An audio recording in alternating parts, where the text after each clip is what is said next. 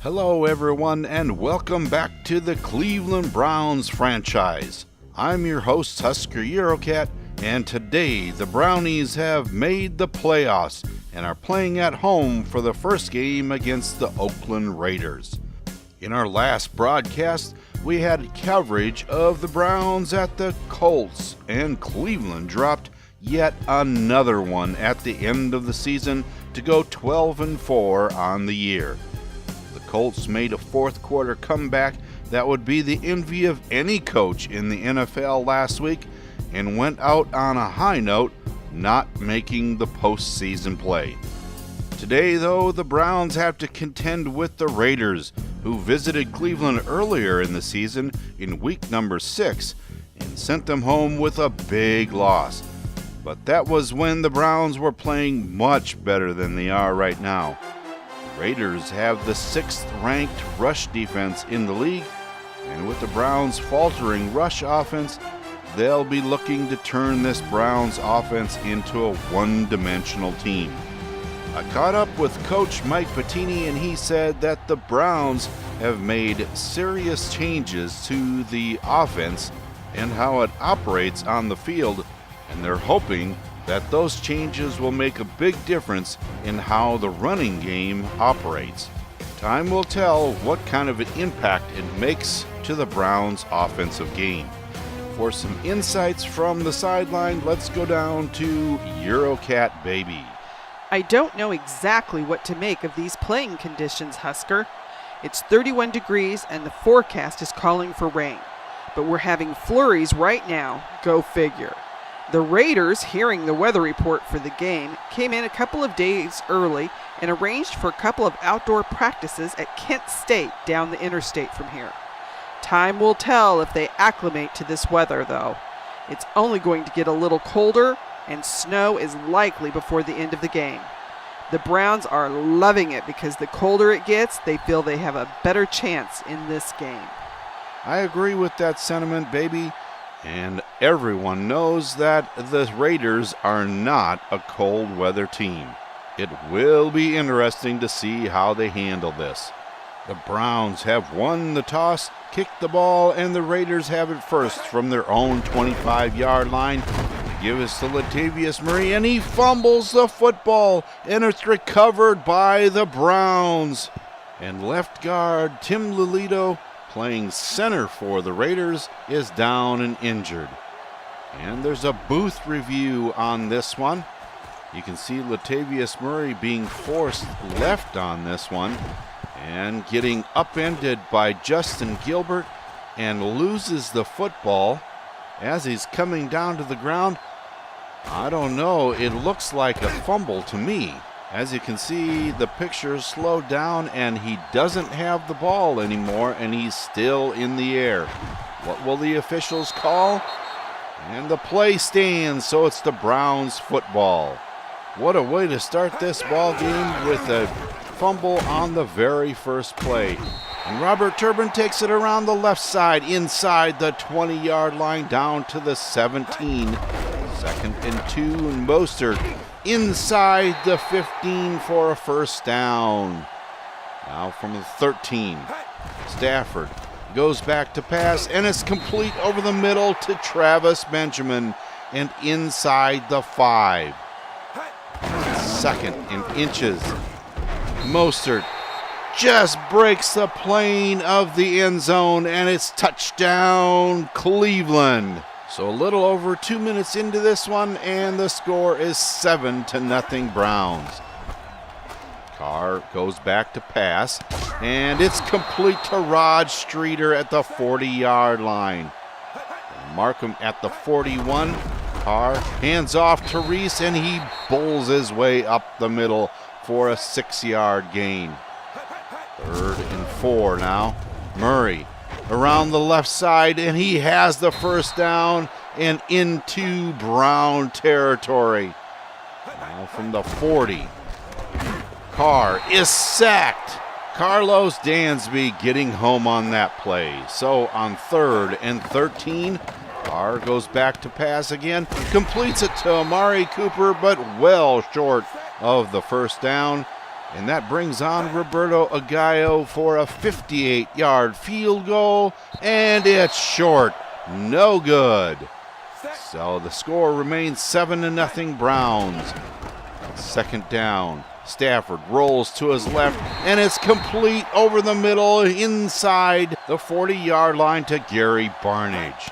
On 3rd and 10 from the 38, the pass over the middle to Josh Gordon inside the 30 and another first down. On 2nd and 11, Stafford goes back to pass and completes it to Hopkins inside the 15-yard line. And that brings us to the end of the first quarter with your score 7-0 Browns. On the 12-yard line and Barnage in motion. Stafford hands off to Mostert and he's caught in the backfield. Taken down by cornerback DJ Hayden. Stafford now flips it out to Mostert and he's tackled just inside the 5-yard line. 3rd and 3 yards to go. Turbin is caught in the backfield and dumped. And Kaimi Fairbairn comes on for a 24-yard field goal, and it's up and good. It makes it 10-0 Browns. The Raiders from the 20-yard line give it to Murray, and he's up the middle and past the 25-yard line for an 8-yard gain. 3rd and 2 yards to go. Carr passes short to Jordan Cameron. He has the first down out to the 37-yard line. Carr goes back to pass. Waiting in the pocket, and he completes it to Rod Streeter, and he's inside the 25 for a huge gain. On first down, the handoff is to Latavius Murray, and he's inside the 10-yard line. But there's a penalty. Clipping on left tackle Khalif Barnes, and that sends them back to the 28-yard line where it's 1st and 16. Carr back to pass, completes it to Reese over the middle and just inside the 20-yard line. Now 2nd and 8. Reese again inside the 15-yard line. 3rd and 1. And the give is to Roy Halou, and he barely makes the first down. On 3rd and 7, the give is to Taiwan Jones, and he's stopped. That brings on Roberto Aguayo for a 26-yard field goal, and it's up and good. That makes it 10-3 Browns. Now on 3rd down, Stafford back to pass, and it's a first down to Chris Givens. And from their own 37, now the shotgun, Stafford throws, and it's long and complete to DeAndre Hopkins, and he's going to score. Touchdown, Cleveland. DeAndre Hopkins sprints past Brent Grimes, and a perfectly thrown pass from Matt Stafford puts him in the end zone for another Browns score. And that brings us to our 2-minute warning with your score 17 for the Browns and 3 for the Raiders. With 1:56 left, can Carr and the Oakland Raiders come from the 25-yard line and score? Carr starts out with a completion to Michael Crabtree, marking him just short of the first down.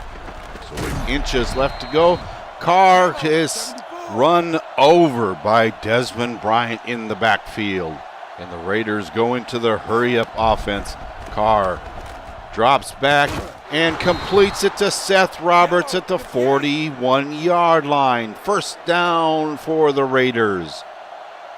Still in the hurry-up offense, Carr drops back and throws complete again to Roberts to the 45-yard line of the Browns.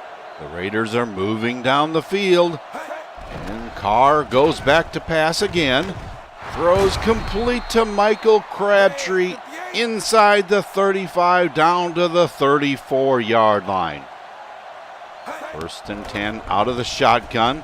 Carr decides to try and run it and doesn't get out of the backfield. 2nd and 11. The Raiders in the hurry up, and they take a timeout. On 2nd and 11, Carr has nothing but green in front of him, and he's inside the 20-yard line. 3rd and 11 now. Carr back to pass and throws incomplete. That brings on Roberto Aguayo for a 37-yard field goal, and it's up and it's through the middle. And that brings us to halftime with your score 17-6 Browns. The Browns sure haven't found any kind of run offense yet. Only 7 yards on 8 carries so far in the first half. The defense has done a good job of bottling up Latavius Murray and the run offense of the Raiders. Derek Carr and the pass game has the Raiders on top as far as yardage is concerned, but the question is, will they be able to continue doing that in the second half of play and make a comeback? Welcome back to First Energy Stadium and the second half coverage of our game between the Browns and visiting Raiders. On the sideline is Eurocat Baby with a report on what the coaches had to say during the halftime break. First of all, Coach Del Rio said that they're really struggling to gain any kind of dominance of the offensive line. With this weather, they need to rely on the run, and holes are just not being created for the running backs. A few adjustments have been made, and he hopes that it will make an impact. Now, on the other side of the field, Coach Bettini told me that while he is feeling good about the first half, he knows they have to get something going with the run game. They've implemented some things that he hopes will make a difference in the second half. The defense just needs to keep up the intensity, and he feels that they'll be fine. Now, as far as equipment is concerned, the Raiders have changed the cleats in their shoes. Instead of their long cleats at 3/4 of an inch, they now have 1-inch cleats in their shoes. So just a little longer. I've been told that too many of the players were complaining about how much they were slipping on this field. It made a lot of work for the equipment staff, but maybe the traction will be better now. And here I thought the Raiders were just being outplayed by the Browns. Let's see if that makes a difference. Do me a favor and go get a cup of hot chocolate or something, because you look cold, my dear. Thanks. That's where I'm headed now. The Browns start out this second half with the ball at the 21-yard line. Stafford going back to pass, completes it to Travis Benjamin for first down past the 30-yard line. Number 34, Mostert gets the handoff to the right, and he's past the 35 to the 38-yard line. Stafford hands off to Mostert again, and he has another first down for the Browns past the 45-yard line. Now Stafford throws across the middle to Gordon, and he has another first down. On 2nd and 8, Stafford rolls to the right, and he runs the ball and fumbles out of bounds. They don't give him the first down, but it's close, and inches left to go. They give us to Malcolm Johnson, and he has the first down. Now from the 32, Stafford fakes the handoff, throws, and it's complete to Malcolm Johnson out of bounds at the 27-yard line. Stafford now rolls left again and hits Mostert out of the backfield, and he's out of bounds at the 19. The Browns are back in the red zone, and Stafford throws to the left side to Barnage, but he is off center, and he goes down just inside the 15-yard line. Stafford going left and throws it out of bounds. 4th down, and that brings on Ka'imi Fairbairn for a 32-yard field goal, and it's up and good. 20-6. The Browns lead the game. 25, Carr throws to Murray in the backfield, and he gets out the 32 for a 7-yard gain. 3 yards left to go, and Carr barely gets that one away, hit by Matt Shaughnessy. 3rd and 3. Carr fakes the handoff, throws, and it's intercepted by Justin Gilbert, and he's taking it back inside the 10-yard line of the Raiders, and I don't know what Derek Carr was thinking throwing that pass. I'm glad Justin Gilbert was there to get it, but that was an awful pass. Browns essentially have a 3rd and 8, a 3rd and goal.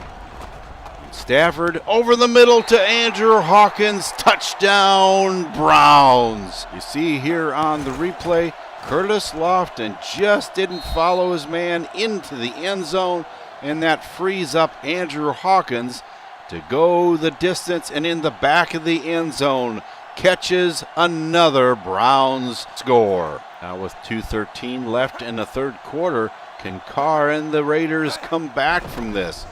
Carr throws right side to Amari Cooper for the 1st down past the 40-yard line. 2nd and 9. Carr drops back and throws incomplete, almost intercepted. 3rd and 9. From the shotgun, Carr throws to Crabtree, and he doesn't get anywhere. But he's down and injured. His shoulder seems to be an issue. That could be a huge impact for the Raiders. 2nd down, 9-yard line. Stafford drops back, throws incomplete, but there is a defensive pass interference. Cornerback David Amerson called for that one, and his 1st down at the 21-yard line for the Browns. Stafford rolls right, throws, and hits DeAndre Hopkins for a 1st down. That brings us to the end of the 3rd quarter with your score 27-6.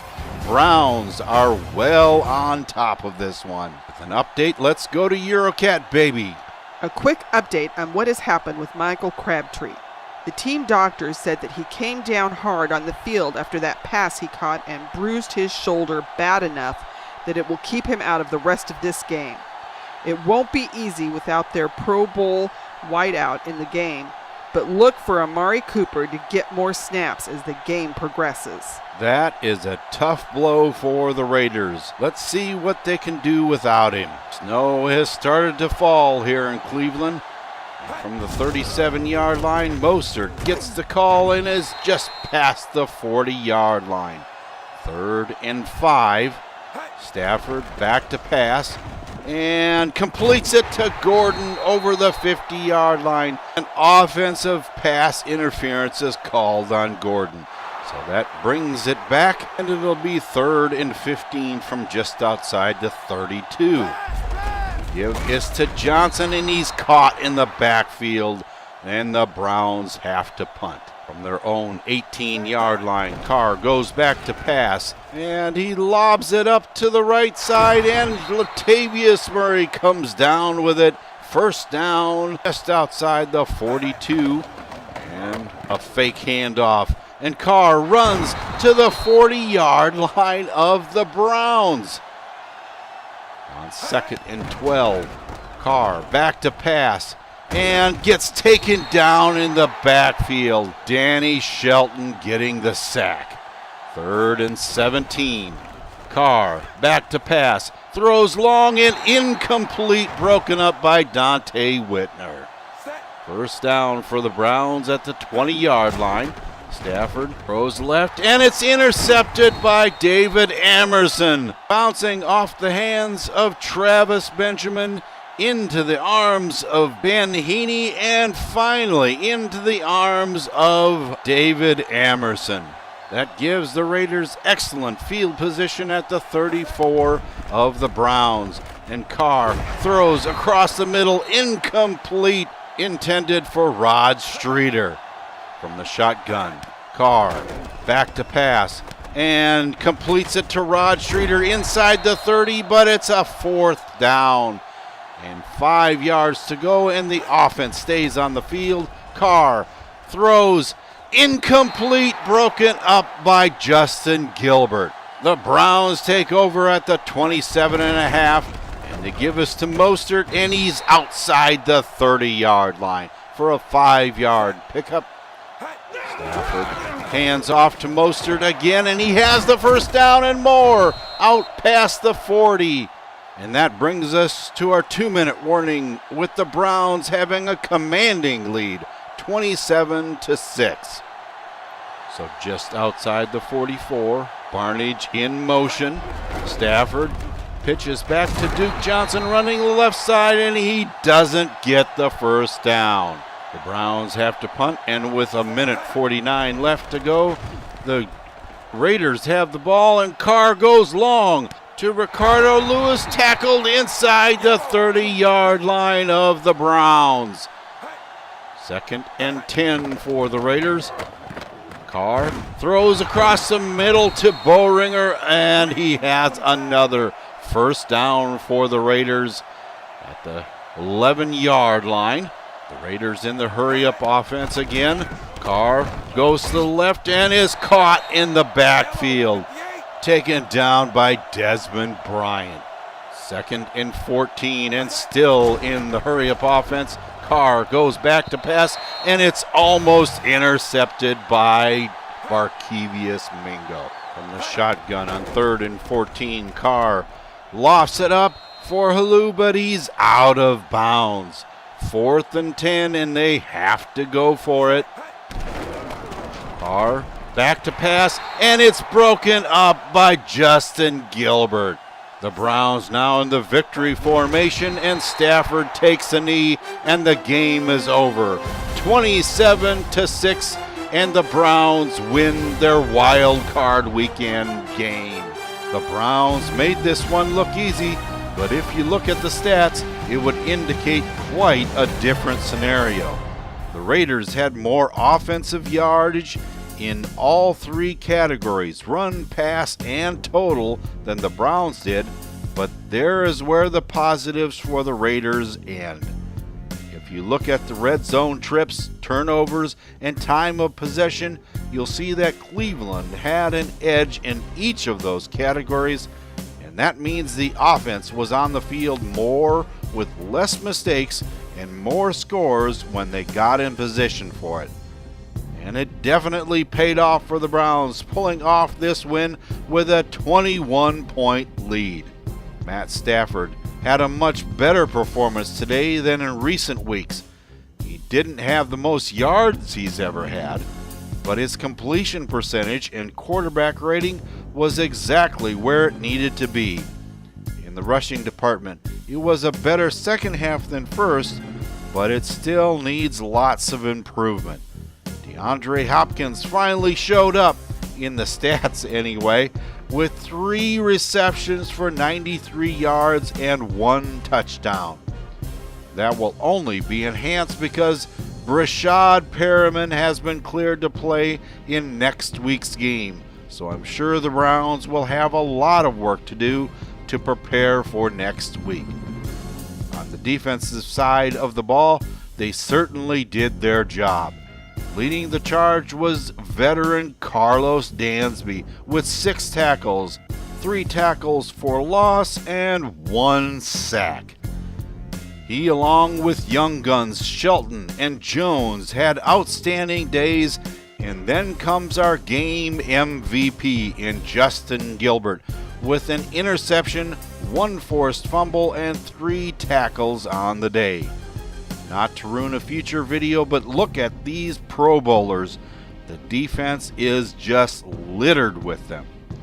How did the rest of the Wild Card weekend teams fare? All the rest of the games ended within a score of each other. The Vikings lost to the Bucks by 4, the Steelers beat the Jags by 5, and the Panthers topped the Falcons by 4. That means the Steelers will travel to Orchard Park to play the Bills. The Panthers go west to face the Seahawks, and Browns square off against the Chiefs in Arrowhead. And the Bucks travel to Ford Field to play the Lions. Not only will this be a challenging game for the Browns, beating the team that beat them in the AFC Championship game last season, but if they should win that game, they'll have to play either the Bills or Steelers, both of which they have played already this season, and the Steelers twice. Before they get to that game, they have to beat the Kansas City Chiefs. The Chiefs have become a formidable opponent here in the AFC. Like the Browns, the Chiefs are coming into the playoffs with a final game loss, and not just a near miss, but a huge loss to the Steelers 40-14. Big Ben went wild in this one, and the Browns need to follow in those same footsteps. With the number 7 ranked rush offense in the league, the Chiefs look to put the Browns' number 1 rush defense to the test. The air attack of the Browns against the rushing game of the Chiefs. The Chiefs don't look to have the strongest offensive line I've seen in the NFL, but then again, they have the number 7 rushing offense in the league. This is going to be a good one. Please keep in mind that if you enjoyed this video, leave a like so that others can enjoy it as well. And if you'd like to be notified when there is a new one, subscribe by clicking on my icon at the end of the video. It's been our pleasure to bring you coverage of the Cleveland Browns hosting the Oakland Raiders on Wildcard weekend. And in our next episode, see the Browns as they travel to Arrowhead Stadium to take on the Kansas City Chiefs. Until then, for Eurocat Baby, I'm Husker Eurocat saying so long for now, and have a good day, everyone.